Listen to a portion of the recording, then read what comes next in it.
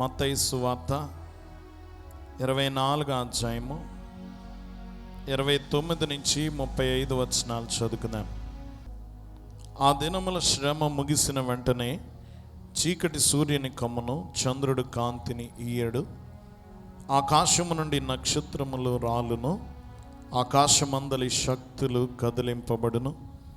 అప్పుడు మనిషి కుమారుని సూచన ఆకాశమందు కనబడును. అప్పుడు మనిషి కుమారుడు ప్రభావముతోను మహామహిమతోను ఆకాశ మేఘారూఢుడై వచ్చుట చూచి భూమి మీదనున్న సకల గోత్రముల వారు రొమ్ము కొట్టుకుందరు. మరియు ఆయన గొప్ప బోరతో ఆయన తన దూతలను పంపును.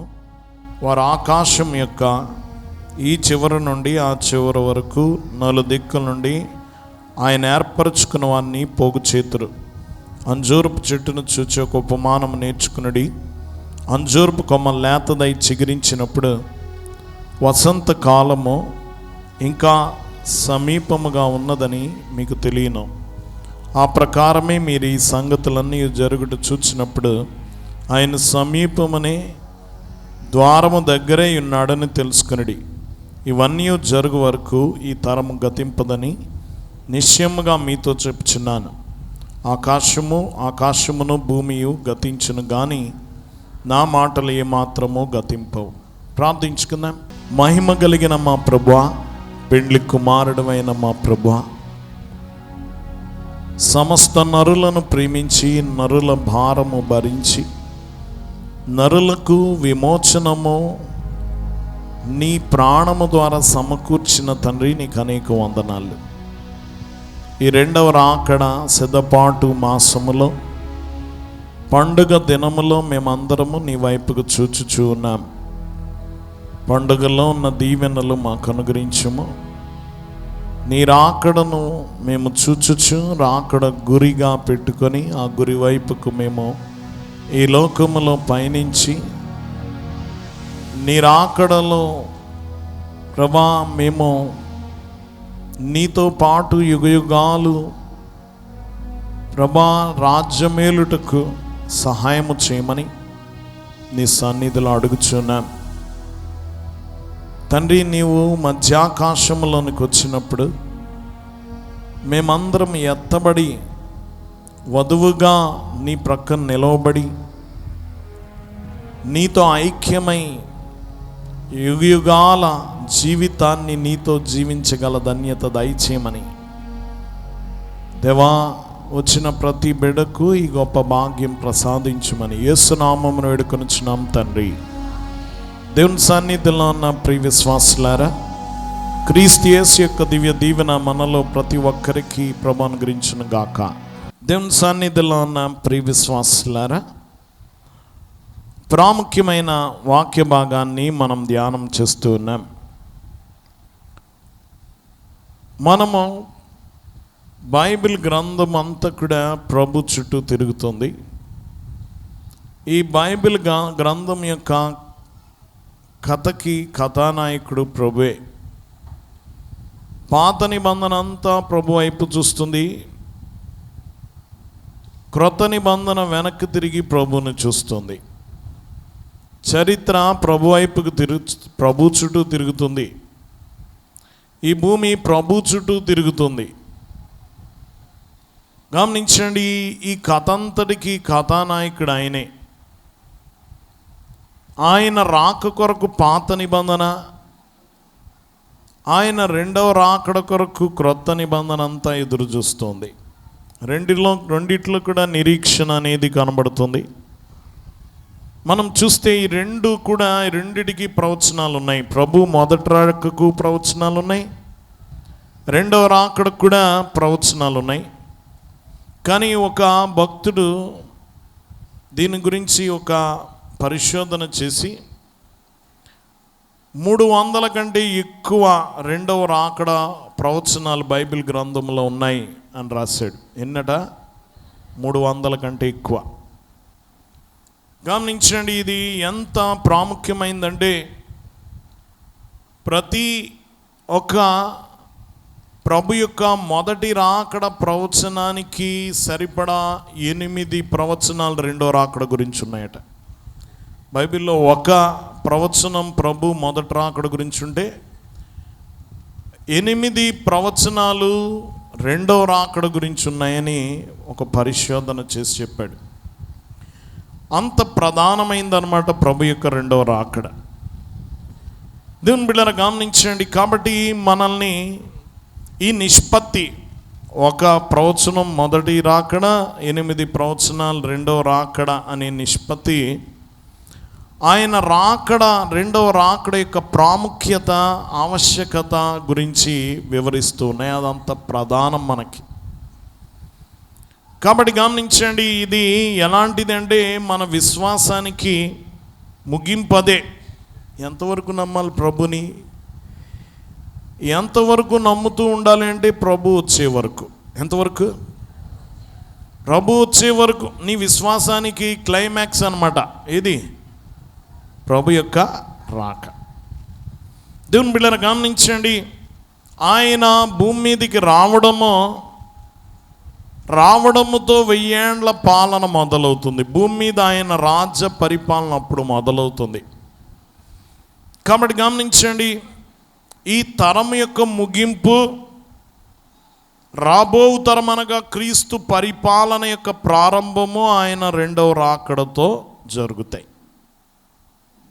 దేవుని సంగమా గమనించండి, మనకు వాగ్దానము చేసిన బహుమానాలన్నీ కూడా ప్రభు రెండవ రాకడలోనే ఉన్నాయి. దాదాపుగా పరసంబంధమైన ఆశీర్వాదాలన్నీ కూడా అప్పుడే ప్రారంభమవుతాయి. మన నిరీక్షణ యొక్క సంపూర్ణత ఎప్పుడు అంటే ప్రభు రాకడ వచ్చినప్పుడే. దేవుని బిడ్డలారా గమనించండి. కాబట్టి ఇది చాలా ప్రాముఖ్యమైనది. అయితే ఈరోజు మనము ధ్యానం చేసుకుంటున్న అంశం ఏమిటంటే ప్రభు యొక్క రెండవ రాకడ, ర్యాప్చర్. రెండవ రాకడ. చెప్పండి, ర్యాప్చర్. ఈ రెండు ఒకటేనా కాదా అనేదే. ఈ రెండు ఒకటి కాదు. ఒకటి కాదు. ప్రభు యొక్క ర్యాప్చర్ అనగా ఆయన మధ్యాకాశంలోనికి ఆయన రావడాన్ని ఏమంటారంటే ర్యాప్చర్ అంటారు. ఎక్కడికి రావడం? ఆయన మధ్యాకాశంలోకి వస్తాడు, సంఘం ఎత్తబడుతుంది, దాన్ని ఏమంటారంటే ర్యాప్చర్ అంటారు. రెండవ రాకడ ఏమిటి అంటే ఈ సంఘమును పరలోకానికి తీసుకెళ్ళి 7 ఏండ్ల విందు అయిపోయిన తర్వాత, భూమి మీద 7 ఏళ్ళు శ్రమ అయిపోయిన తర్వాత సంఘముతో పాటు ప్రభు పరలోకము నుండి భూమి మీదకి రావడాన్ని రెండవ రాకడ అంటారు. ఎక్కడికి రావడం? పరలోకము నుండి సంఘాన్ని వెంట పెట్టుకొని భూమి మీదకి రావడాన్ని రెండవ రాకడ అంటారు. రాకడ భూమి మీదకి రావడం అన్నమాట. ఒకవేళ ర్యాప్చర్లోనే ప్రభు భూమి మీదకి వస్తే మనము ఎగిరి ఎత్తబడాల్సిన పని లేదు కదా. ఎత్తబడాలా? ఎత్తబడక్కర్లా. కానీ ర్యాప్చర్లో భూమి మీదకి రాడు, ఆయన మధ్యాకాశంలోనే ఉంటాడు. మనమే ఎత్తబడతాం. మనం చూస్తే మొదటి దశలోనికేయులకు రాసిన పత్రిక 4వ అధ్యాయం 13 నుంచి 18 వచనాల వరకు ఉన్నదంతా ర్యాప్చర్. ఏంటది? మీరు చూడొచ్చు. మొదటి దశలోనికేయులకు రాసిన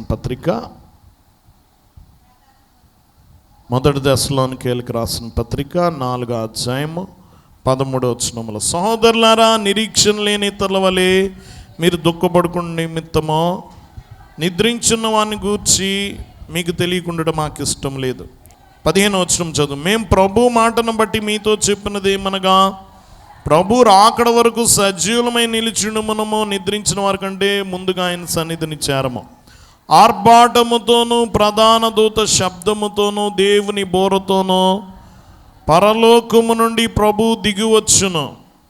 క్రీస్తునందుండి మృతులైన వారు మొదట లేతురు, ఆ మీదట సజీవులమై నిలిచిండు మనము వారితో కూడా ఏకముగా ప్రభువును ఎదుర్కొనుటకు ఆకాశ మండలమునకు మేఘముల మీద కొనుపోబడుదుమో. ఇది ర్యాప్చర్. మొదట నిద్రించిన వారు లేస్తారు, తర్వాత సజీవులమై ఉండు మనము వారితో కూడా ఏకముగా ఎక్కడికి వెళ్తామట? ప్రభువుని ఎదుర్కొనుటకు ఆకాశ మండలమునకు, భూమండలానికి కాదు. ఎక్కడికి వెళ్తాం?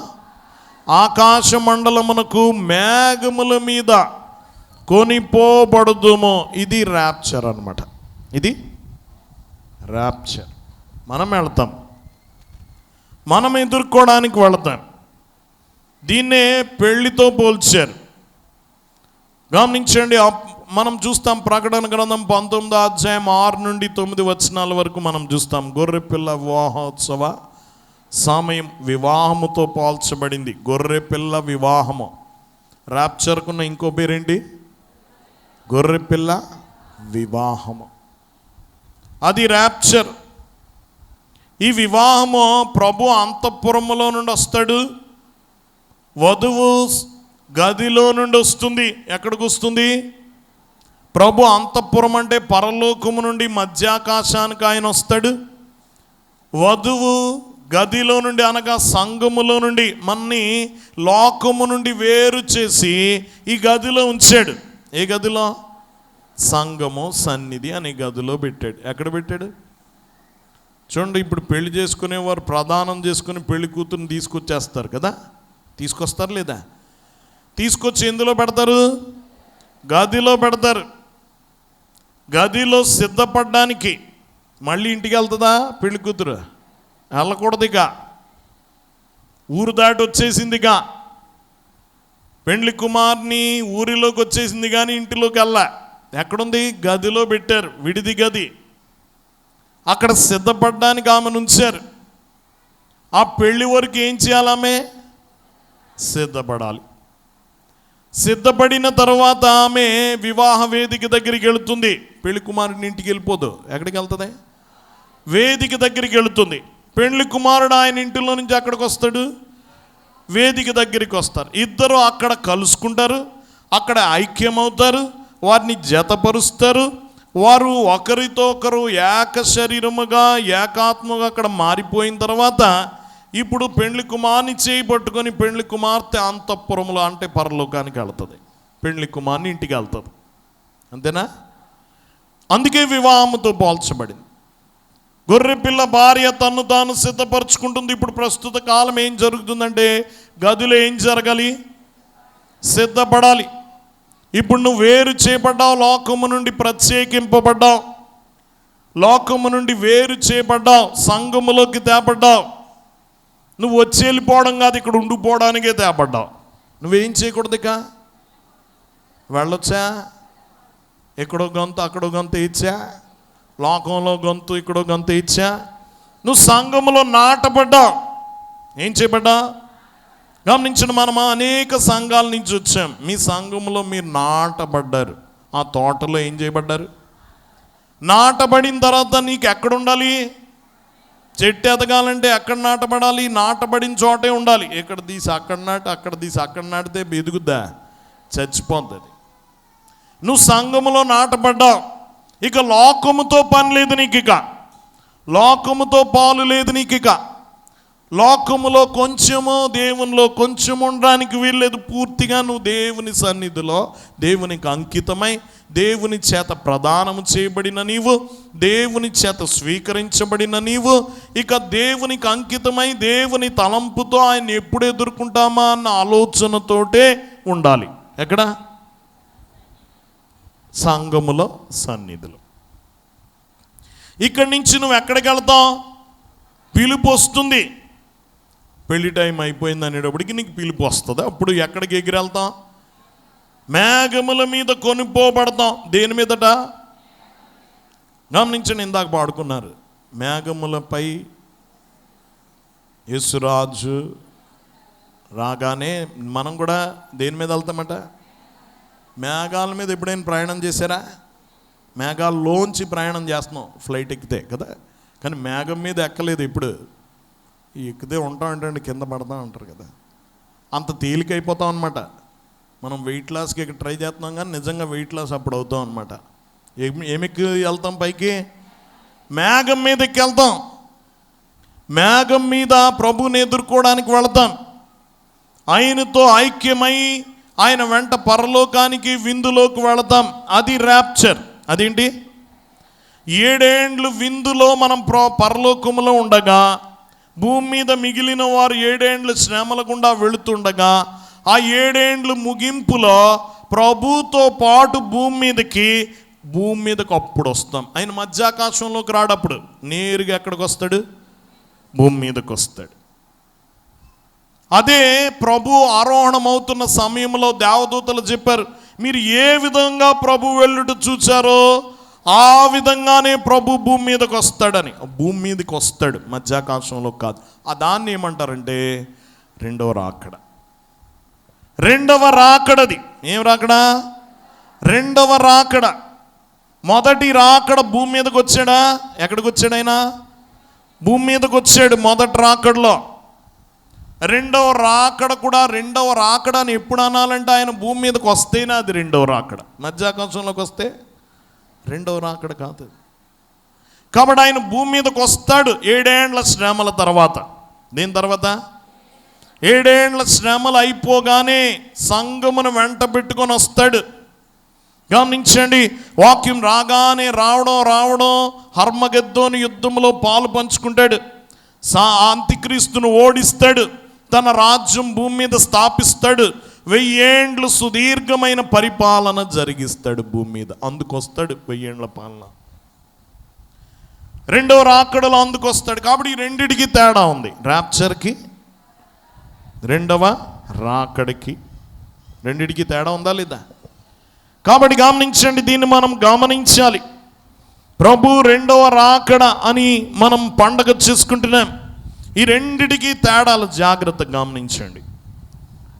ఈ రెండిటికి తేడాలు మనం జాగ్రత్తగా వినండి.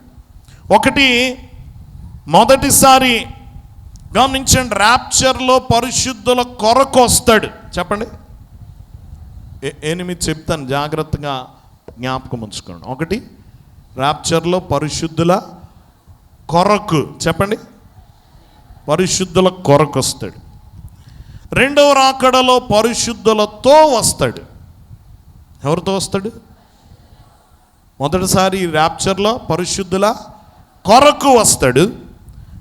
రెండవ రాకడలో పరిశుద్ధులతో వెంట పెట్టుకొని వస్తాడు. రెండోది గమనించండి, ఇందాక చెప్పుకున్నాం, ర్యాప్చర్లో మధ్యాకాశంలోకి వస్తాడు. ఎక్కడికి వస్తాడు? గమనించండి, రెండవ రాకడలో భూమి మీదకి వస్తాడు. ఎక్కడికి వస్తాడు? భూమి మీదకి, నేరుగా భూమి మీదకే వస్తాడు. మూడో వ్యత్యాసం, మూడోది చెప్తున్నాను. మొదటి రాకడలో గమనించండి, విశ్వాసులు భూమి మీద నుండి మధ్యాకాశంలోకి వెళ్తారు. భూమి మీద నుండి మధ్యాకాశానికి వెళతారు విశ్వాసులు. రెండవ రాకడలో పరలోకము నుండి భూమి మీదకి వస్తారు. పరలోకము నుండి భూమి మీదకి వస్తాడు. గమనించండి, మనం చేసే ప్రార్థనదే, నీ రాజ్యం వచ్చునుగాక. నీ రాజ్యానికి నేను వచ్చునుగాక అని చేస్తున్నామా? నీ రాజ్యం భూమి మీదకి వచ్చునుగాక అని చేస్తున్నామా? చెప్పాల. నీ రాజ్యం భూమి మీదకి రావాలి. ఆయన భూమి మీదకి వస్తాడు, ఆయన రాజ్యాన్ని స్థాపిస్తాడు. కాబట్టి మనము మొదటి రాకడలో భూమి మీద నుండి మధ్యాకాశానికి వెళ్తాము ర్యాప్చర్లో. రెండవ రాకడలో పరలోకము నుండి భూమి మీదకి వస్తాం. ఇది మూడవది. నాలుగవదిగా గమనించండి, యేసు ప్రతిఫలం ఇవ్వడానికి వస్తాడు ర్యాప్చర్లో. ఏమి ఇవ్వడానికి? తన విశ్వాసులకు ప్రతిఫలం. మరి ఇందాక చెప్పుకున్నాం, మనందరి విశ్వాసం, మనందరి నిరీక్షణ, వీటికి ఫలం ఎప్పుడు? ఎత్తబడినప్పుడే కదా. ఎప్పుడు? ప్రభువుని ఇదంతా ఎవరి కొరకు ఎదురు చూపు? ఆయన కొరకు ప్రతిఫలం ఇవ్వడానికి వస్తాడు ర్యాప్చర్లో. నాలుగోది, భూమికి తీర్పు తీర్చడానికి వస్తాడు రెండవ రాకడలో. ఎందుకు వస్తాడు? గమనించండి, భూమికి అదే కదా. మీరు చూడొచ్చు, మలాకీ గ్రంథము 4వ అధ్యాయం 1వ వచనం, 4:3 చదువుకు. 4:3, నేను నియమింపబో దినమున దుర్మార్గులు మీ పాదముల క్రింద ధూళి వలె ఉందురు, మీరు వారిని అణగద్రొక్కుదురని సైన్యములకు అధిపతికి యెహోవా సెలవిచ్చుచున్నాడు. 4వ అధ్యాయం 1వ వచనం కూడా చూడండి. ఏలయనగా నియమింపబడిన దినము వచ్చుచున్నది, కొలిమి కాలునట్లు అది కాలును, గర్విష్ఠులందరూ దుర్మార్గులందరూ కొయ్య కాలు వలె ఉందరు, వారిలో ఒకనికి వేరైనను చిగురైనను లేకుండా రాబో దినం అందరినీ కాల్చివేయనని సైన్యములకు అధిపతికి యెహోవా సెలవిచ్చుచున్నాడు. అయితే నా నామమందు భయభక్తి, ఇది మొదట రాకడ ప్రవచనం. ఇది ఏ ప్రవచనం? మొదటి వచనం 3వ వచనమేమో రెండవ రాకడ ప్రవచనాలు కలిసి ఉన్నాయా అన్నీ? రెండవ వచనం ఎప్పుడు చెప్పుకున్నాం? క్రిస్మస్లో చెప్పుకుంటాం. కానీ మొదటి వచనం 3వ వచనం ఎలా ఉందంటే రెండవ రాకడ ప్రవచనాలు అయ్యి. మొదటిసారి వచ్చినప్పుడు ఆయన ఎవరినైనా తీర్పు తీర్చడానికి వచ్చాడా? నేను తీర్పు తీర్చడానికి రాలేదన్నాడు. ఆయన తీర్పు తీర్చడానికి అప్పుడు వస్తాడు రెండవ రాకడలో.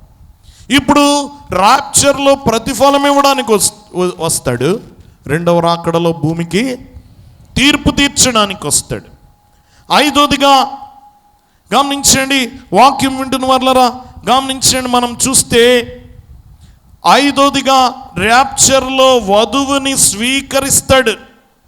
మధ్యాకాశంలో ఏం చేస్తాడు? వధువుని స్వీకరిస్తాడు. మేఘం మీద మధ్యాకాశంలో ఆయన వధువుని స్వీకరించడానికి వస్తాడు మధ్యాకాశానికి. కానీ రెండవ రాకడలో వధువుతో ఏలడానికి వస్తాడు. వధువుదా ఆయనతో పాటు ఏలతాం. ఇనపదండముతో అంటాడు కదా, దేంతో? ఇనపదండం. గమనించిన వారు మీ కాలు కింద గమనించండి, శ్రమ పడతారని చెప్పిన వాగ్దానం అప్పుడు జరుగుద్ది. రెండో రాకడలో వధువుతో పాటు ఏలడానికి వస్తాడు. రాప్చర్లో వధువుని స్వీకరించడానికి వస్తాడు. 6వదిగా గమనించండి, రాప్చర్ అనేది మహాశ్రమలకు ముందు జరుగుతుంది. ఎప్పుడు? 7 ఏండ్ల మహాశ్రమలకు ముందు జరుగుతుంది. రాకడ, రెండవ రాకడ శ్రమల తర్వాత ప్రత్యక్షత. ఎప్పుడు? రాప్చర్ 7 మహాశ్రమలకు ముందు, రెండవ రాకడ శ్రమల తర్వాత. ఇంకా 7వదిగా మనం చూస్తే ఈ రాప్చర్తో శ్రమలు ప్రారంభమవుతాయి. మహాశ్రమలు ప్రారంభం. ప్రభు రావడమే 7 ఏండ్ల శ్రమ మొదలవుతుంది. గమనించండి, రెండవ రాకడలో శ్రమలు ముగిస్తాయి. ఎప్పుడు ముగింపు? ప్రభు భూమి మీదకి రావడంతో ఆగిపోద్ది. 21 శ్రమలు కానీ ప్రకటన గ్రంథంలో ఎన్ని ఉన్నాయి? 21 శ్రమలు, 7 ముద్రలు, 7 బోరలు, 7 పాత్రలు. 21 శ్రమలు. ఇందులో 7 ఏండ్ల శ్రమలు కదా. అందుకనే ప్రకటన గ్రంథాన్ని శ్రమల పుస్తకం అంటారు. ఏం పుస్తకం? ఎలీషయ్య గారు ఒక పుస్తకం ముద్రించారట, అయ్యగారు చెప్పగా, బుక్ ఆఫ్ ట్రిబ్యులేషన్స్, శ్రమల పుస్తకం. 21 శ్రమలు ఉన్నాయి. ఎన్ని శ్రమలు?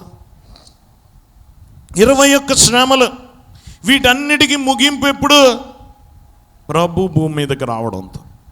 ఆయన రావడంతో గమనించండి, అంత్యక్రీస్తు పాలన ముగిసిపోతుంది. అంత్యక్రీస్తు యొక్క ఆకృత్యాలు ముగిసిపోతాయి. వాగ్దాన దేశము ఇదిగో నాశనం ఆగిపోతుంది. గమనించండి, ఇశ్రాయేలు జనులకు శ్రమలు ఆగిపోతాయి. ఆయన రాకతో ముగిస్తాయి ఆ శ్రమలన్నీ కూడా. ఇక్కడ మొదలు పెడతాయి ఆయన ర్యాప్చర్తో, ఆయన రెండవ రాకడతో ముగించబడతాయి. గమనించండి, ఇంకా 8వదిగా విశ్వాసులు గొర్రెపిల్ల కోపము నుండి రక్షింపబడతారు. ఉగ్రత నుండి. ర్యాప్చర్లీ ఎందుకు వస్తాడు? సంఘాన్ని ఉగ్రత నుండి. దేని నుండి? దేవుని ఉగ్రత నుండి కాపాడడానికి వస్తాడు సంఘాన్ని. ఎందుకు వస్తాడు? కరెక్ట్గా 7 ఏళ్ల శ్రమల ముందు వీళ్ళ ఒక్క శ్రమ కూడా అనుభవించకుండా సంఘాన్ని ఆయన పట్టుకుని వెళ్ళిపోతాడు పరలోకానికి. కాబట్టి గమనించిన విశ్వాసులు ఆ దేవుని ఉగ్రత నుండి రక్షింపబడతారు. రెండవ రాకడలో గొర్రెపిల్ల కోపం ముగించడానికి వస్తాడు. దేనికి వస్తాడు ఆయన? కోపము ముగించడానికి వస్తాడు. కాబట్టి ఇన్ని వ్యత్యాసాలు ఉన్నాయి. దేనికి ఇవన్నీ? ర్యాప్చర్కి, రెండవ రాకడికి. అమ్మా, మొదటి ర్యాప్చర్లో పరిశుద్ధుల కొరకు వస్తాడు, రెండవ రాకడలో పరిశుద్ధులతో వస్తాడు. రెండోదిగా మొదటి ర్యాప్చరు మధ్యాకాశంలో జరుగుతుంది, రెండవ రాకడ భూమి మీద జరుగుతుంది. మూడోదిగా విశ్వాసులు భూమి మీద నుండి ర్యాప్చర్లో మధ్యాకాశానికి వెళ్తారు, రెండవ రాకడలో పరలోకము నుండి భూమి మీదకి వస్తారు. నాలుగోదిగా గమనించండి, ర్యాప్చర్లో ప్రతిఫలం ఇవ్వడానికి వస్తాడు, రెండవ రాకడలో తీర్పు తీర్చడానికి వస్తాడు. ఐదోదిగా ర్యాప్చర్లో వధువును స్వీకరిస్తాడు, రెండవ రాకడలో వధువుతో ఏలడానికి వస్తాడు. ఆరోదిగా ర్యాప్చర్ మహాశ్రమలకు ముందు జరుగుతుంది, రెండవ రాకడ శ్రమల తర్వాత. ఏడోదిగా శ్రమలు ర్యాప్చర్తో ప్రారంభమవుతాయి, శ్రమలు రెండవ రాకడతో ముగిస్తాయి. ఎనిమిదోదిగా ర్యాప్చర్లో విశ్వాసులు దేవుని ఉగ్రత నుండి తప్పింపబడతారు, రెండవ రాకడలో ఆ శ్రమలు ముగించడానికి ప్రభుతో పాటు వస్తారు. తేడాలు ఉన్నాయి లేదా ఈ రెండింటికి? అర్థమైందా? మనం రెండు ఒకటే అనుకోవచ్చు కదా. గమనించండి, రెండింటికి వ్యత్యాసం ఉంది. దీని సంగమ గమనించండి, ఈ రెండు కూడా చాలా ప్రాముఖ్యమైన విషయాలు. మనము గమనించండి, ఈ సంఘముగా ఎత్తబడతాము పరలోకానికి, ఎదురు చూస్తున్నాం. వధువు సంఘం వరుని కొరకు ఎదురు చూచుచున్నది. ఎదురు చూచేవాళ్ళే వధువు సంఘం అని కూడా చెప్పచ్చు. ఎవరు ఎదురు చూచేవాళ్ళే? దేని కొరకు ఎదురు చూచేవాళ్ళు చెప్పాలి? వరుని కొరకు. రాకడ గురించి అనలే, దేని గురించి అన్నాడు? వరుని కొరకు. పరలోకం అంటే ప్రభువే, ప్రభువుని ఎదుర్కోవడమే పరలోకం అంటే. ప్రభు కాక మరి దేది నిన్ను ఆకర్షించకూడదు. ఏది? గమనించండి, పరలోకం అంటే ప్రభుతో పాటు ఉండడమే. దొంగతోటి ఏమన్నాడు? నేడు నీవు నాతో కూడా. పరలోకం అంటే ప్రభుతో పాటు ఉండడమే. పరలోకంలో చాలా ఉండొచ్చు, ముత్యపు గుమ్మాలు ఉండొచ్చు, బంగారపు వీధులు ఉండొచ్చు, జీవజల నదులు ఉండొచ్చు, కానీ వాటన్నిటికంటే ప్రధానమైంది ఎవరు కదా? ఎవరు కదా? కాబట్టి పెళ్లి కూతురు దేని కొరకు కలలు కనాలా? అత్తగారి ఇల్లు కోసం కాదు కదా. పెద్ద ఇల్లు అంట, మెత్తడు పరుపులంట అని కళ్ళలు కనకూడదు. ఎవరి కొరకు కళ్ళలు కనాలా? చేసుకోబోయేవాడి గురించి కళ్ళలు కనాలి, కానీ ఇల్లు గురించి కళ్ళలు కంటామా? పెద్దదై ఉండొచ్చు ఇల్లు, మనం చేసుకోబోయే ఆయన రాజు అయి ఉండొచ్చు, ఆయన ఉండేది కోట అయి ఉండొచ్చు, కానీ మనం దృష్టి ఎవరి మీద ఉండాలి? మన ప్రేమ ఎవరి మీద ఉండాలి? గమనించండి, అయ్యగారు ఎంత చక్కగా కీర్తన అంతా రాశారో. వరుని ప్రేమ స్మరణతోనే పరిపూర్ణమైపోవాలట. ఏ స్మరణతో? వరుని ప్రేమ స్మరణతో. ఇక ఆయన ప్రేమను తలంచుకుంటూ ఉండడమే. ఇంకో కీర్తనలో రాశారు, యేసు నీ తలపే ఎంతో హాయి, నీ ముఖము చూచుచు వాసము చేసినప్పుడు ఎట్లుండునో. గమనించండి, ఇదిగో మనం ఆ నిరీక్షణ కలిగి, ఆ తలంపు కలిగి, ఆ ఎదురు చూపు కలిగిన దేవదూ సంగమం.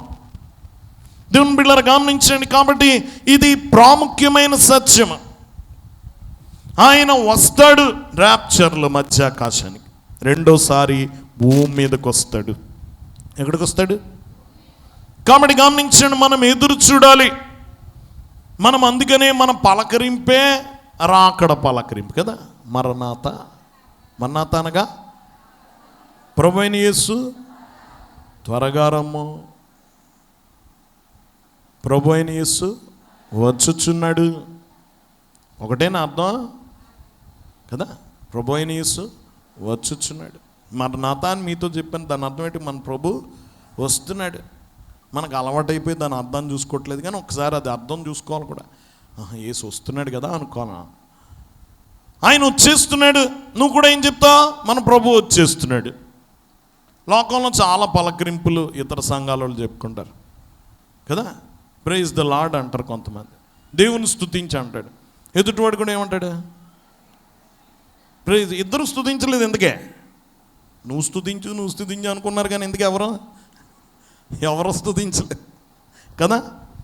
గమనించండి. కాబట్టి ఇది చాలా గొప్ప పలకరింపు. అసలు బైబిల్ గ్రంథం ముగింపే మరణాతో ముగిసింది కదా. చివరి మాట ఏంటి?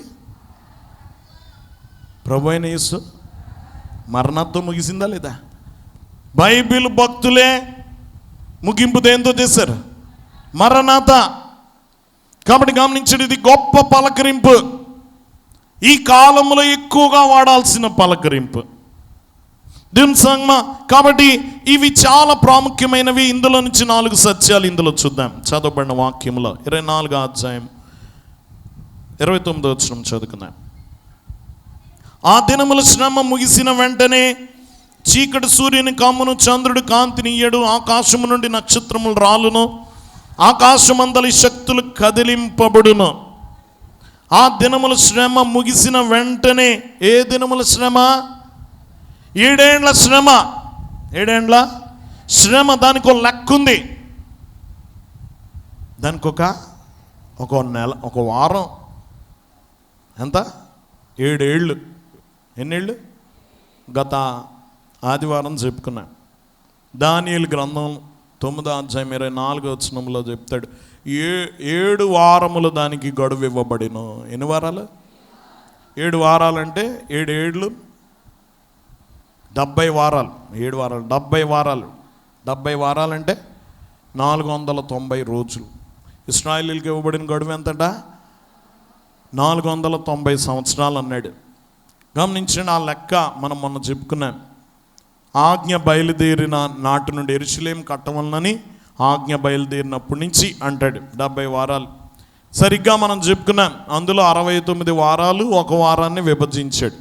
69 వారాలు సరిగ్గా ఎప్పటికి ముగిశాయి అంటే, ప్రభు యెరూషలేములోనికి గార్ధబాసీనుడిగా అడుగు పెట్టిన రోజుకి 69 వారాలు ముగిసిపోయినాయట. 483 సంవత్సరాలు అయిపోయినాయి. ఆ ప్రవచనం చెప్పి అది ఇప్పటి నుంచి మొదలవుతుందో అప్పటి నుంచి ప్రభు అభిషక్తుడు వచ్చే వరకు అంటాడు 69 వారాలు అయిపోయింది. ఇంకో వారం ఎప్పుడు ఉంటుందంటే, రేపు రాకడ ర్యాప్చర్తో ప్రారంభమవుతుంది. అది దేంతో మొదలవుతుంది? 7 సంవత్సరాలు. అప్పుడు దేవుని బిడ్డలారా గమనించండి, ఆ దినముల శ్రమ ముగిసిన వెంటనే, ఈ 7 ఏండ్ల శ్రమ అయిపోగానే ఏం జరుగుతుంది? దేవుని బిడ్డలారా ఇక్కడ చెప్తున్నాడు 24వ అధ్యాయం 29వ వచనంలో, వెంటనే చీకటి సూర్యుని కమ్మును, చంద్రుడు కాంతిని ఇయ్యడు, నక్షత్రములు రాలిపోతాయి, ఆకాశమందలి శక్తులు కదిలింపబడతాయి. అప్పటికే ప్రపంచం మహా గందరగోళంగా ఉంటుంది. 7 ఏళ్ళు శ్రమలు అయ్యేటప్పటికి ఊపిరి సలపకుండా ఒక శ్రమ తర్వాత ఒకటి. 7 ముద్రలు, ఒక ముద్ర అయిపోయిన వెంటనే ఇంకో ముద్ర, ఒక ముద్ర అయిపోయినండి 7 అయిపోయినాయి. అమ్మయాన్ని ఊపిరి తీసుకునే లోపు 7 బోర్లు మొదలవుతాయి. ఈ 7 బోర్లు అయ్యేటప్పటికి 7 పాత్రల శ్రమ, మొత్తం 21 శ్రమలు. ఊపిరి సలపకుండా అసలు 7 ఏండ్లు కూడా శ్రమలతో నింపేశాడు. అందులో ఈ 7 ఏళ్ళు శ్రమ అయిపోగానే కొసరు మెరుపు ఎలా ఉంటుందట? సూర్యుడు ఏమైపోతాడట? గమనించండి, సూర్యుని చీకటి సూర్యుని కమ్మేస్తుందట. చంద్రుడి కాంతిని ఆరిపోతుంది ఆ దీపం. శక్తులు కదిలింపబడతాయి. నక్షత్రాలు ఎక్కడ రాలుతాయి? భూమి మీద రాలిపోతాయి. ఇప్పటికీ చాలా శకలాలు వస్తూ ఉంటే ఒక్కడ కూడా భూమిని దాకలే. ఇప్పటికీ ఎందుకు తాకలేదంటే దేవుడు ఆజ్ఞ ఇవ్వలేదు అంతే. కానీ అప్పుడు ఆజ్ఞ ఇవ్వగానే అన్నీ వచ్చి ఎక్కడ పడతాయట? భూమి మీద పడిపోతాయి. ఆకాశమందలి శక్తులు కదిలింపబడతాయి. గమనించండి, మొత్తం ఈ సృష్టి క్రమం అంతా మారిపోద్ది. దేవుని బిడ్డలారా గమనించండి, ప్రపంచం అంతా ఆయన రెండవ రాకడకు అదిరిపోద్ది అనమాట. గమనించండి, ఆకాశమంద శక్తులన్నీ కదిలింపబడిపోతాయి. దేవుని బిడ్డలారా గమనించండి, ఇవన్నీ జరుగుతూ ఉండగా మనుషులకు భయం కలుగుతుంది ప్రభు రెండవ రాకడకు ముందు. దేవుని సంగమ ఇంకా ఆయన చెప్తున్నాడు 30వ వచనం చూడండి. అప్పుడు మనుష్య కుమారుని సూచన ఆకాశమందు కనబడును. అప్పుడు మనుష్యుడు ప్రభావముతోను ఆకాశ మేఘారుడై వచ్చుడు చూచి భూమి మీదనున్న సకల గోత్రముల వారు రొమ్ము కొట్టుకొందురు. చాలండి. అప్పుడు మనుష్య కుమారుని సూచన ఆకాశమందు కనబడుతుందట. ఎప్పుడు? సూర్యుడినేమో చీకటి కమ్మేసిందట. మరి రాత్రి వెలిగే దీపం ఏది? చంద్రుడు కాంతినివ్వలేదట. చీకటి అయిపోయింది, మొత్తం చీకటి అయిపోయిన తర్వాత అప్పుడు కనబడతాడట ఆకాశమందు. ఎవరు సూచన కనబడుతుంది? మనుష్య కుమారుని సూచన ఆకాశమందు కనబడును. అప్పుడు మనుష్య కుమారుడు ప్రభావముతోను, దేంతో వస్తాడట? ప్రభావముతోను మహామహిమతోను ఆకాశ మేఘారూఢుడై, గమనించండి, ఆకాశ మేఘారూఢుడై వస్తాడట. ఇది ఒక గొప్ప ఊరేగింపులాగా వస్తాడనమాట పరలోకము నుండి. ఎక్కడి నుంచి? పరలోకము నుండి దిగి వస్తాడు. ఆయనతో పాటు మనం ఉంటాం. ఇందాక చెప్పుకున్నాం కదా, 7 ఏళ్ల శ్రమల తర్వాత సంఘం ఎవరితో పాటు వస్తుంది? ప్రభుతో పాటు. గమనించండి, భూమి మీద అప్పుడు వరకు ఉన్న సూర్యుడు ఆగిపోతాడు, చీకటి కమ్మేస్తుంది, భూమండలం అంతా చీకట్లో ఉంటుంది, నక్షత్రాలు రాలిపోయే, నక్షత్ర కాంతి లేదు, చంద్రుడు వెలుగునివ్వలేదు, సూర్యుడు చీకటి కమ్మేశాడు, మొత్తం చిమ్మ చీకటి అయిపోయినప్పుడు అప్పుడు ఆ చీకట్లో ఆయన తడుక్కుమంటాడు అనమాట మనుష్య కుమారుడు. మేఘారూఢుడై ప్రభావముతోనూ మహామహిమతో ఎలా వస్తాడట? ఓ పెద్ద ఊరేగింపులాగా వస్తాడు అనమాట. గమనించండి, వాక్యం వింటున్న వాళ్ళ గొప్ప ఊరేగింపులాగా వస్తాడు. ఇది వివాహం అన్నమాట. వివాహం మీరు చేసి యూదా వివాహ పద్ధతి ఎలా ఉంటుందంటే, పెండ్లి కుమారుని ఇంటికాడ వివాహం జరుగుద్దట. వెళ్ళి వివాహం అయిపోయిన తర్వాత, ఆ విందు అయిపోయిన తర్వాత అక్కడి నుంచి బయలుదేరి వస్తాడనమాట వరుడు. ఊరేగింపుగా వస్తాడు. 10 మంది కన్యకల ఉపమానం అదే. ఎదుర్కోవడానికి ఎంతమంది వెళ్ళారట? దీపాలు పట్టుకుని వెళ్ళారు. అతను ఊరేగింపుగా తీసుకురావాలి వరుడిని.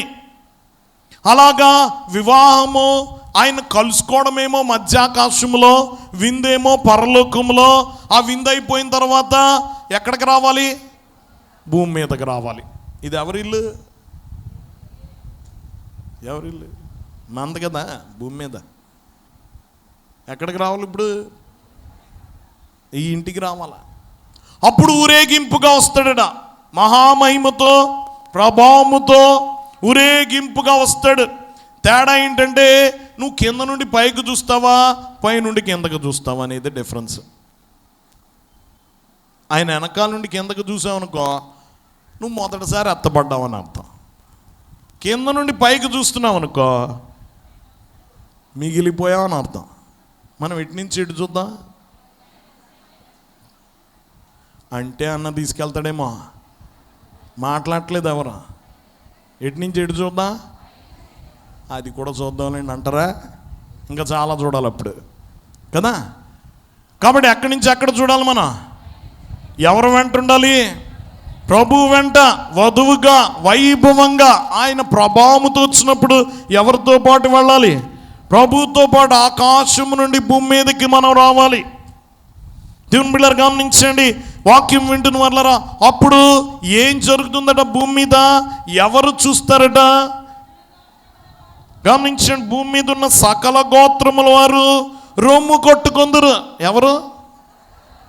సకల మనకేమైనా గోత్రాలు ఉన్నాయా? గోత్రాల వారంటే ఇశ్రాయేలీలే. ఎవరి గోత్రాలు? భూమి మీద ఈ శ్రమలన్నీ వీళ్ళకే రాసిపెట్టి ఉన్నాయి. ఎవరికే? మనకు కాదు. దేవుని కృప, మనం సంఘంలో ఉన్నాం.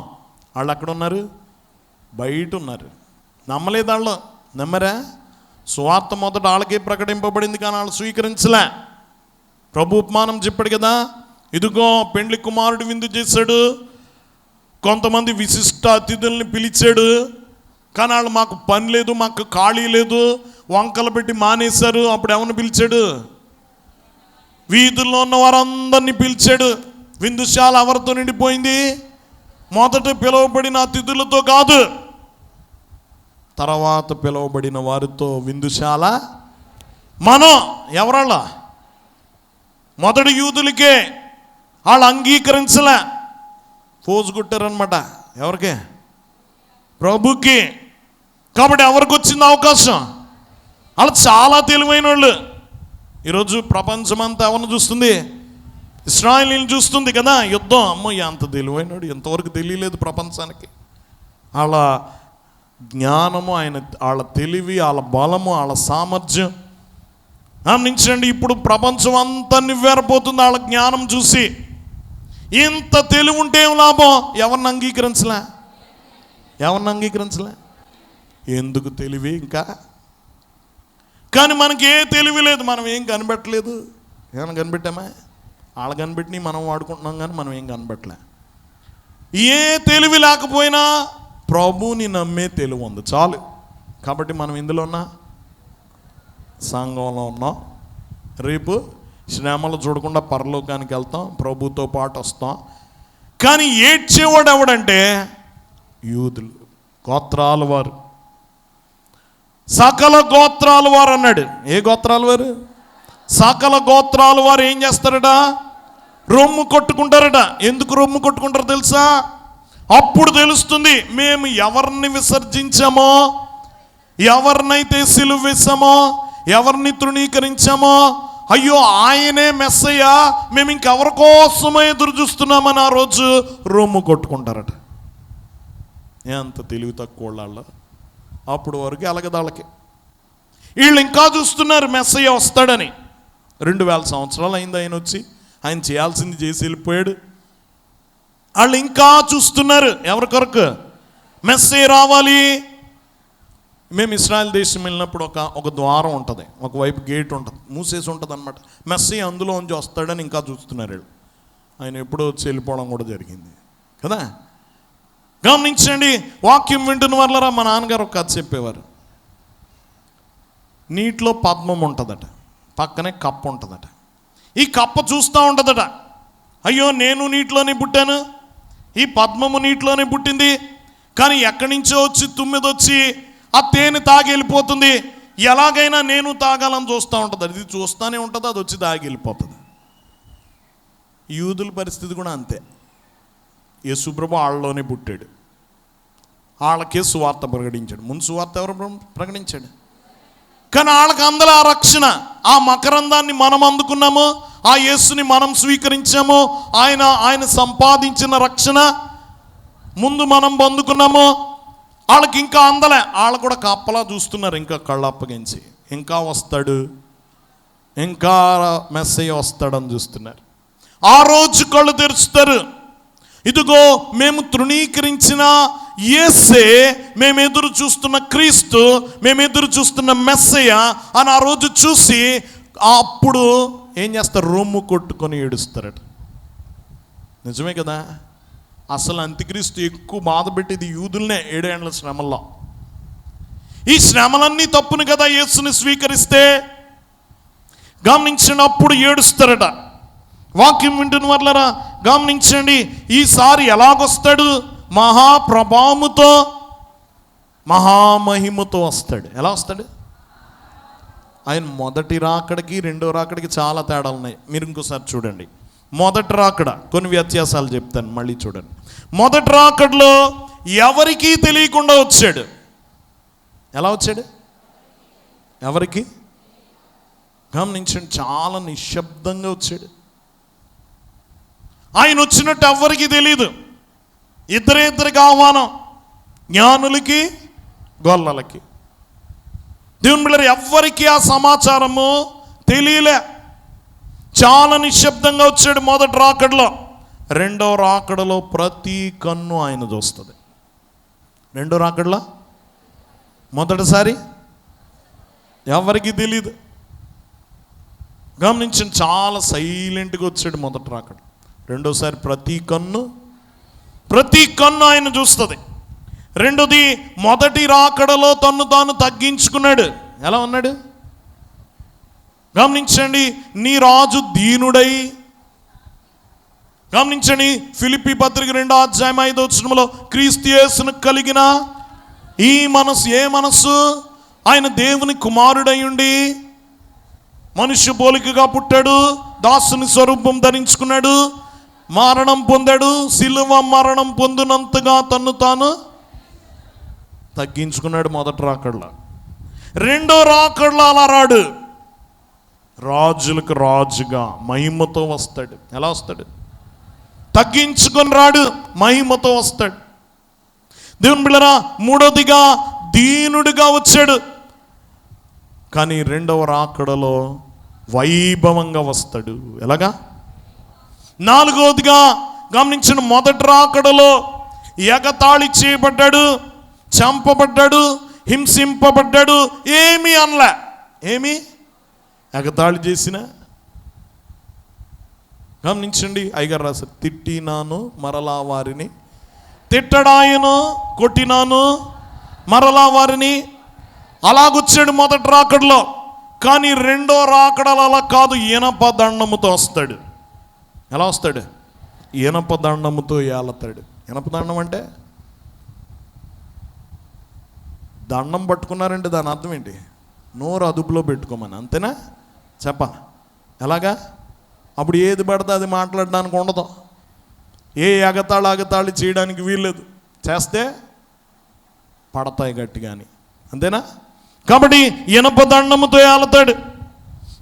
గమనించండి, మొదటి రాకడలో గొర్రె పిల్లగా వచ్చాడు. రెండవ రాకడలో యూదా గోత్రపు సింహముగా వస్తాడు. ఎలా వస్తాడు?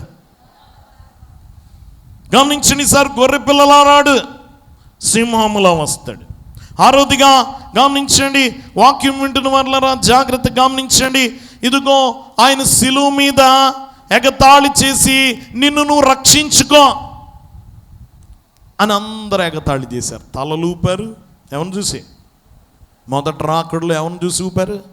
నిన్ను నువ్వు రక్షించుకో అన్నాడు. కానీ రెండవ రాకడలో అలా కాదు.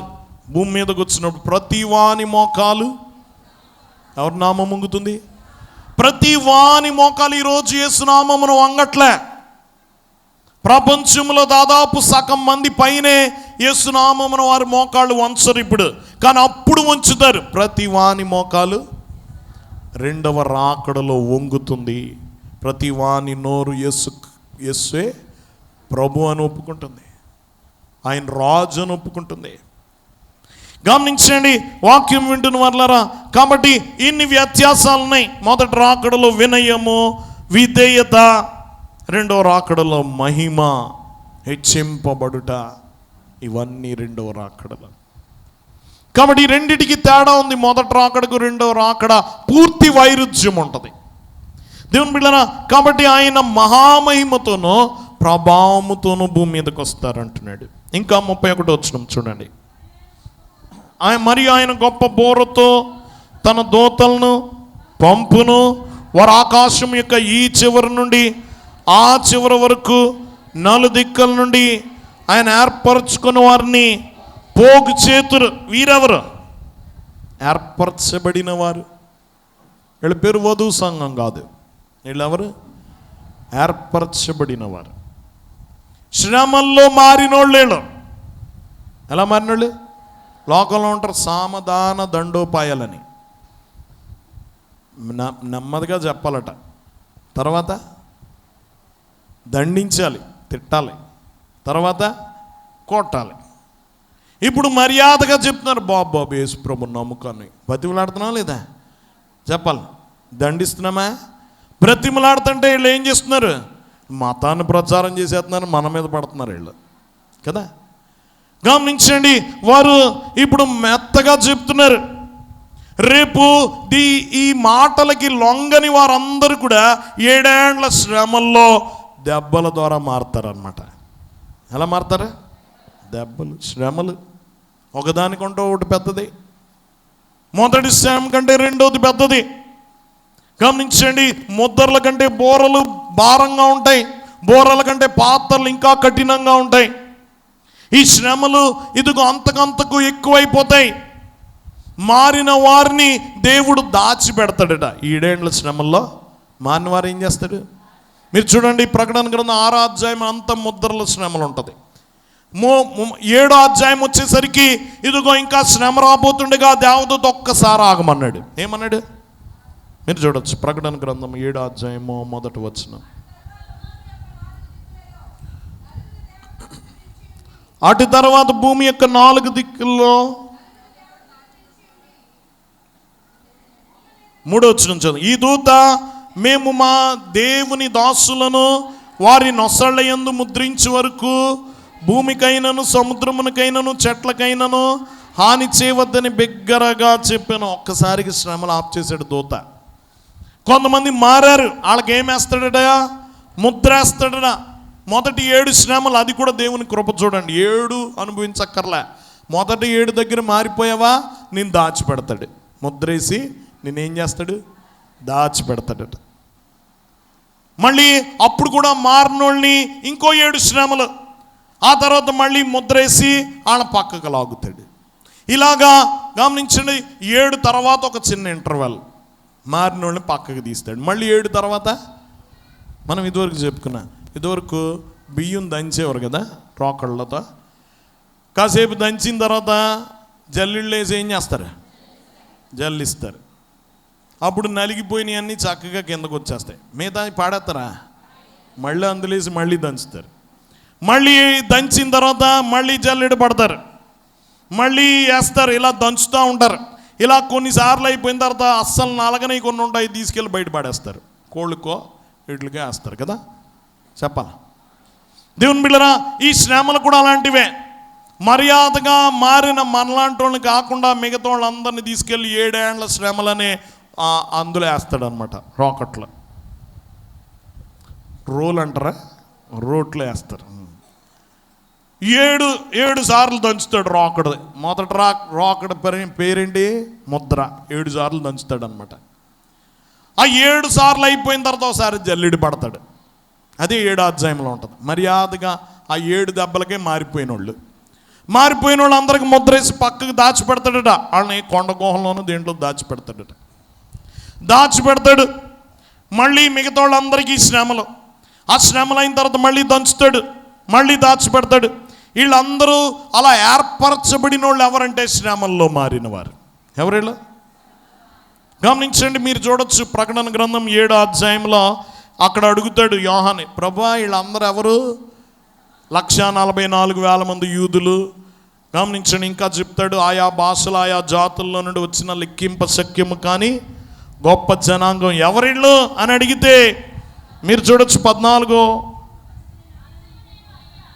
వచనంలో, ఇందుకు నేను అయ్యా నీకే తెలియననగా అతడు ఇలాగ నాతో చెప్పెను, వీరు మహాశ్రమంలో నుండి వచ్చిన వారు, గొర్రెపిల్ల రక్తంలో తమ వస్త్రములు ఉతుక్కొని వాటిని తెలుపు చేసుకుని. ఎందులోంచి వచ్చారట? మనకు శ్రమలే, వాళ్ళకి మహాశ్రమలు. 7 ఏండ్ల మహాశ్రమల్లో నుండి వచ్చిన వారు గొర్రెపిల్ల రక్తములో తమ వస్త్రములు ఉతుక్కొని తెలుపు చేసుకున్నారు. అప్పుడు మారారు. వాళ్ళు రాగానే ఏమని స్తుతించారు తెలుసా? సింహాసనాసీనునికి గొర్రెపిల్లకును మా రక్షణకై. దేనికి స్తోత్రం? 10వ వచనంలో చూస్తాం. అది మా రక్షణకై స్తోత్రమని మహాశబ్దముతో. వీళ్ళు బాగా దెబ్బలు తిన్నారు కనుక రక్షణ ఏంటో అర్థమైంది. అందుకని వెళ్ళగానే దేని గురించి స్తుతించారట? ప్రభు మమ్మల్ని రక్షించా, నీకు వందనాలు అని. రక్షణ విలువ ఏంటో తెలిసింది. మనకు తెలియదు కదా పెద్దగా, మనం ఏ దెబ్బలో తినలేదు కనుక. నువ్వు ఎప్పుడైనా చెప్పావా ప్రభు నన్ను రక్షించా వందనాలు అని చెప్పావా? ప్రభా ఇల్లు ఇచ్చావు వందనాలు, ఆరోగ్యం, తలపోటు తగ్గించేసావు, ఎంత ఆనందం, స్తుతించా. దానికి స్తుతించినంత కూడా దేనికి స్తుతించలే? రక్షణ అంత విలువ తక్కువ.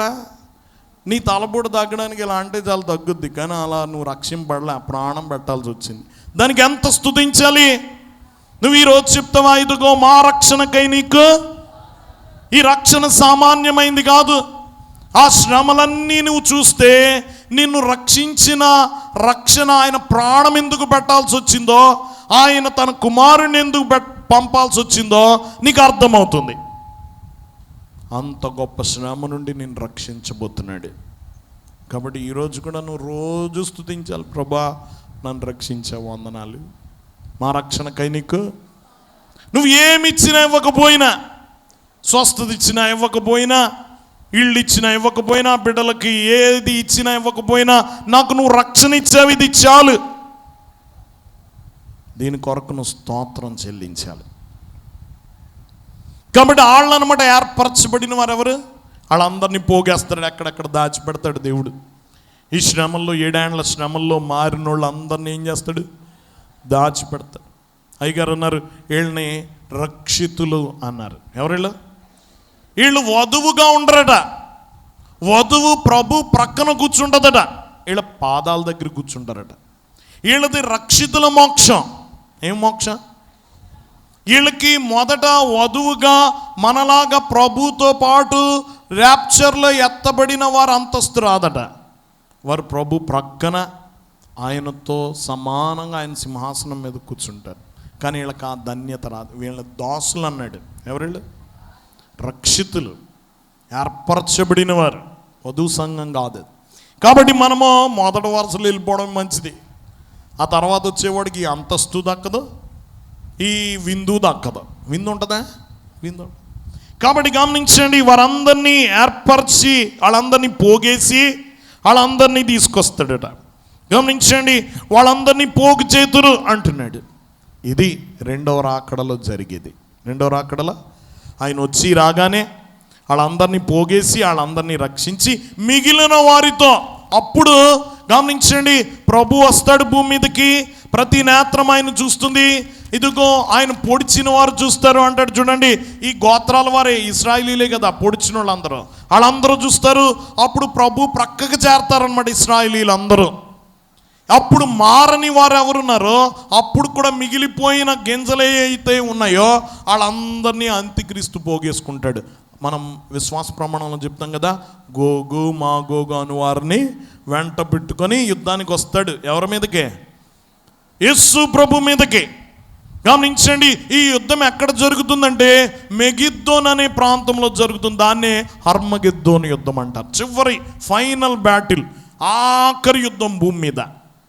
ఈ యుద్ధంలో అంత్యక్రీస్తును ఓడించి అంత్యక్రీస్తును అబద్ధ ప్రవక్తను తీసుకెళ్ళి నరకంలో వేస్తాడు, అగ్నిగుండంలో వేస్తాడు. ఎక్కడ వేస్తాడు? అగ్నిగుండంలో వేసేస్తాడు. అక్కడితో యుద్ధం అయిపోతాయి. అప్పుడు క్రీస్తు పరిపాలన మొదలవుతుంది. 1000 ఏండ్లు పరిపాలిస్తాడు నిరవధికగా. ఎవరు పరిపాలిస్తారు? క్రీస్తు పరిపాలన 1000 ఏండ్లు పరిపాలన చేస్తాడు.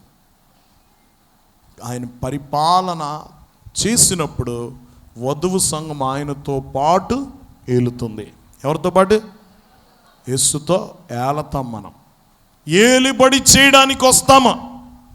కాబట్టి మనము ఏలుబడి చేయాలనే కోరిక అందరికి ఉంటుంది కదా. పెత్తనం అన్నిట్లో ఏం కావాలో చాలామందికి, చాలా చోట్ల చూస్తాను. అన్నిట్లో ఏం కావాలా? పెత్తనం చేయాలని ఆశ పెట్టుకోండి, కానీ ఇప్పుడు కాదు. ఎప్పుడు చేద్దాం?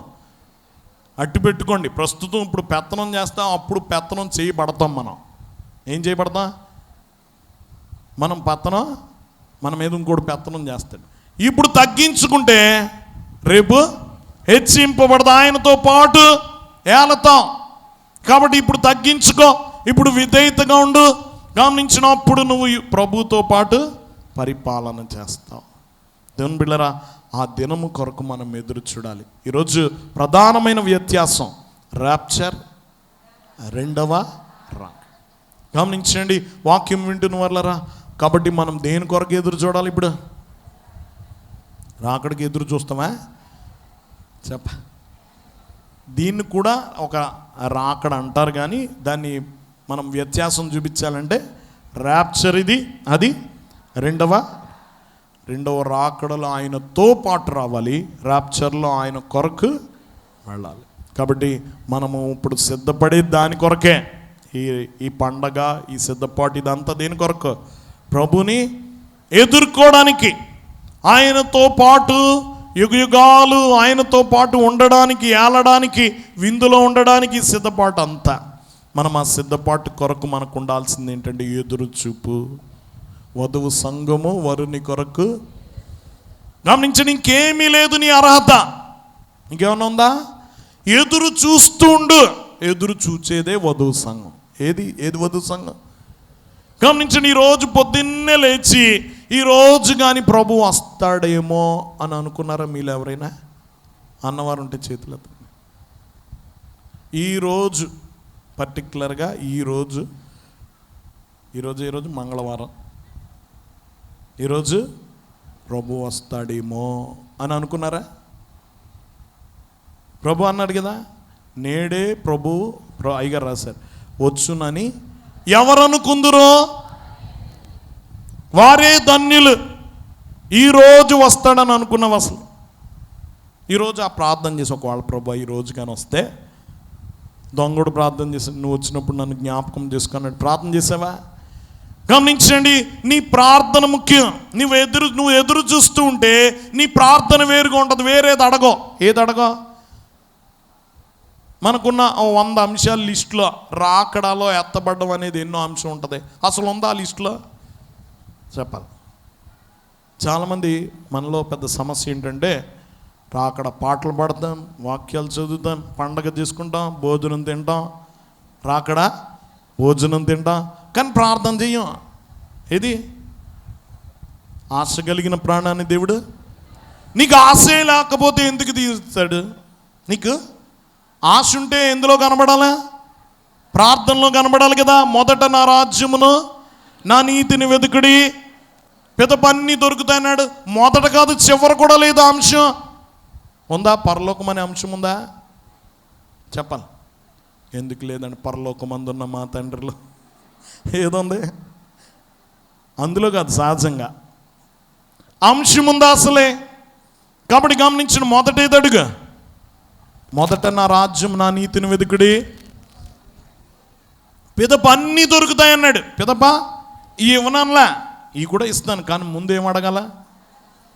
ఇవి కావాలంటే ముందేది అడగాలి? మొదట ఆయన రాజ్యం అడుగు, పిదప అన్నీ దొరుకుతాయన్నాడు. చాలాసార్లు నేను చెప్తాను, పౌడర్ టీని కొంటే సబ్బు ఫ్రీ అన్నాడు అనుకోండి, ఇది కొంటేనే అది ఫ్రీ. ముందు ఫ్రీది ఇచ్చే తర్వాత పౌడర్ టీని కొంటానంటే ఇస్తాడా? ఈ దేవుడా ఆ దేవుడా? ప్రభు అంటుంది అదే, మొదట నా రాజ్యం అడుగు, ఫ్రీగా ఇవన్నీ ఇచ్చేస్తానంటున్నాడు. కానీ నువ్వేం అడుగుతున్నా? ఫ్రీ అన్నీ ఇచ్చే చివరిని అడుగుతాను. ఏది నీ చివరి ఎప్పుడో నీకు తెలుసా కదా? మొదట ఏం అడుగుతా? ఈసారి కూడా అడిగినప్పుడు, ప్రభా ఈ ప్రార్థనలో చిన్న మార్పు చేసుకోండి. ఏం మార్పు? ముందు నీ రాజ్యం ఇవి, నీ రాజ్యం మాత్రం తప్పకుండా ఇవి. ఏం ఆశ చూపించి నేను పిలిచాడు? ఏం బోధించమన్నాడు? పరలోక రాజ్యం సమీపించిందని బోధించమన్నాడు. అవునా కదా? అదే కదా ఆశ పెట్టి పిలిచింది. నువ్వు ఏదైతే ఆశ పెట్టి పిలిచావో అది ఇవి ప్రభా. గమనించండి, అది ముందడుగు. అది ఇచ్చిన తర్వాత మిగతా ఇచ్చినా ఇవ్వకపోయినా, నేను ఆ తర్వాత అడిగే లిస్టులో నువ్వు ఏమి ఇచ్చినా ఇవ్వకపోయినా ఇది మాత్రం తప్పనిసరిగా ఇవ్వాలి అని అడిగాము. ఎంత మురిసిపోతాడు తెలుసా? దొంగోడు అడిగాడు, అడిగినోడు ఎవడనేది చూడలే, ఏం అడిగాడు అనేదే కదా. ఇచ్చాడా లేదా? అడుగుడి ఇవ్వను. మనం ఇప్పుడు ప్రార్థన చేసిన ఏమని చేస్తాం? అడిగితే ఇచ్చేస్తాను అన్నావు కదా ప్రభా. అడిగింది ప్రతిదీ ఇచ్చాడు. ఈ ఎడమ వైపున ఉన్న దొంగ కూడా అడిగాడు, ఏమని? నువ్వు విడిపించుకో, నన్ను విడిపించు అన్నాడు. విడిపించాడా? ఆడికి అది దక్కలేదు, ఇది దక్కల. కుడివైపున ఉన్న దొంగ రాజ్యం అడిగాడు, విడుదల అడగల. ఎడమ వైపున ఉన్న దొంగ గమనించండి, విడుదల అడిగాడు, వీడికి ఇది దక్కలేదు. వీడికి ఏం దక్కింది? రాజ్యం దక్కింది. నేడే అన్నాడు. ఇప్పుడు వెంటనే ఎత్తుకుపోయాడు. కాబట్టి ప్రభు అదే చెప్పాడు, మొదట నా రాజ్యం అడుగు, పిదప అన్నీ ఫ్రీ, అన్నీ ఫ్రీ. ఈయన అడిగాన్ని విలువ తక్కువే, అసలు విలువైంది ఇది రాజ్యం అడిగి. దేవుని బిళ్ళరా గమనించండి, పౌలు అంటాడు ఫిలిప్పీ పత్రిక చివరిగా మాట చదివి ముగించుకుందాం. ఫిలిప్పీ పత్రిక 3వ అధ్యాయము 10వ వచనం చదువుకుందాం. ఏ విధము చేతనైనను మృతుల్లో నుండి నాకు పునరుత్థానం కలగవలనని ఆయన మరణ విషయంలో సమానానుభవం గలవాడనై ఆయనను ఆయన పునరుత్థాన బలము ఎరుగు నిమిత్తమో ఆయన శ్రమల్లో పాలివాడుగుట ఎట్టిదో ఎరుగు నిమిత్తమో సమస్తమును నష్టపరుచుకుని పెంటతో సమానముగా ఎంచుకొనిచున్నాను. నాకు ఏవైతే లాభకరములు ఉన్నవన్నీ పెంటగా ఎందుకు ఎంచుకున్నానంటే నాకు ఒక గొప్ప ఆశ చూపించి పిలిచాడు. అదేంటంటే ఏ విధముగానైనా నాకేం కావాలి, మృతుల్లో నుండి నాకు పునరుత్థానం, నేను ఎత్తబడాలి, పరలోకం కావాలి. దాని కొరకు అన్నీ వదిలేసుకున్నాను, పెంటతో సమానంగా ఎంచుకున్నాను అన్నాడు. అవన్నీ వదిలితే కానీ ఇది పట్టుకోలేవు. వదిలితే కానీ ఈ భూమి మీద ఉన్న వాటి మీద ఆశ చచ్చిపోతే కానీ ఏది పట్టుకోలే. మన చేతితో 2 వస్తువులు ఒకసారి పట్టుకోలేం కదా. కాబట్టి గమనించండి, అయితే ఇది పట్టుకోవాలి, లేకపోతే అది పట్టుకోవాలి. కాబట్టి దీన్ని వదిలేసి దాన్ని పట్టుకో, దేవుని పట్టుకో. ఏది పట్టుకో గమనించండి. ఒకడు సిరికిని దేవునికిని ఓ భక్తుడు ఈ మధ్య ఒక మాట అన్నాడు. అక్కడ సిరికిని దేవునికిని సాతానికిని దాసుడు కాలేవు అనాలి కదా. అసలు సహజంగా దేవునికి సమంగా దేవునికి వ్యతిరేకంగా ఉండేది ఎవరు? సాతానికి దేవునికి దాసుడు కాలేవు అనాలి. కానీ డబ్బుకి దేవునికి దాసుడు కాలేవు అని ఎందుకు అన్నాడు అక్కడ అంటే సాతానికంటే పెద్ద డేంజర్ అనమాట. ఎవడు? ఏది? డబ్బు. నిజమే కదా. గమనించిన ఆదివారం ఉదయమే నువ్వు దేవుణ్ణి ఆరాధించడానికి వెళ్తావు. మిగతా 6 రోజులు ఎవరిని తీసుకోవడానికి వెళ్తావు? సాతాను కోసమా? కాదు కదా. సాతాను పూజించడానికి వెళ్తావా? డబ్బు కోసం వెళ్తావు. దేనికోసం? కోటి విద్యలు కోటికి డబ్బు కొరకే కదా, డబ్బుల కోసమే. కాబట్టి అందుకనే ప్రభు అన్నాడు సాతాను కంటే పెద్ద శత్రువు అన్నమాట. ఏది? డబ్బు. దాని మీద అది వదిలేస్తే కానీ ఎవరిని పట్టుకోలే. కాబట్టి గమనించండి, నువ్వు దేవుని అడుగు, దేవుని రాజ్యం అడుగు, నువ్వు ర్యాప్చర్లో ఎత్తబడతావు, వధువుగా ఎత్తబడతావు, ఆ విందును అనుభవిస్తావు. లేకపోతే ఏమనుభవిస్తావు? భూమి మీద శ్రమలు అనుభవిస్తావు. కాబట్టి గమనించండి, మహాశ్రమలు. ఏం శ్రమలు? కాబట్టి మనం 2వ రాకడలో ప్రభుతో పాటు రావాలి, కానీ ప్రభు కొరకు ఎదురు చూడకూడదు. ర్యాప్చర్లో ప్రభుని ఎదుర్కోవాలి. అలాంటి ధన్యత ప్రభు మన ఎల్లరికీ అనుగ్రహించిన గాక. మోకరించుకుందాం. దయనిధి ప్రేమ స్వరూపుడా మహోన్నతుడానికి వందనాలు. ఏ రీతిని వెళ్ళితివో ఆ రీతిని వచ్చేదవు, ఏ రోజున వచ్చేదవో ఎరగమా. ఓరకుండక వేడుచు నూరుకొని ఉందుమో, నీ రాకకై నిత్యము ఎదురు చూస్తామని ప్రభా తండ్రి గారి ద్వారా రాయించారు. దేవా, ఈ దినం మేమందరము ఒక్కసారి మా కన్నులెత్తి నిన్ను చూడడానికి, నీ రాకను తలంచుకొనడానికి, మధ్యాకాశంలోనికి వచ్చు నీ రాక, 2వసారి భూమి మీదకు వచ్చు నీ రాక కోసం మేము ఈరోజు ధ్యానం చేసుకున్నాం. ఈ గొప్ప సత్యాన్ని మా కళ్ళ ముందుంచాం. జరగబో కార్యమంతా మా కళ్ళ ముందుంచాం. ఈ సత్యాన్ని ఎరిగిన వారమై ప్రభా గొప్ప నీ రాక కొరకు ఎదురు చూచుచు, వేడుచు, ప్రార్థించుచు, దేవా సిద్ధపడుచు నీ రాకడను మేము ఎదుర్కొని దేవా నీతో యుగాలు ఉండగల ధన్యత మాకు దయచేయమని, మాకు కావాల్సిన సిద్ధపాటు దయచేయము. ఆత్మ ద్వారా మమ్మల్ని సిద్ధపరచుకునము ప్రభా. మా అంతరంగాన్ని సిద్ధపరచుకునము ప్రభా. వధువుగా సిద్ధపరచుకునము ప్రభా. దేవా శ్రద్ధ కలిగి మేము సిద్ధపడి దేవా నీతో ఏకమైపోగల ధన్యత దయచేయమని మా కొరకు త్వరలో మధ్యాకాశములోకి రానయ్యన్న యేసు నామమున వేడుకొనుచున్నాం తండ్రి.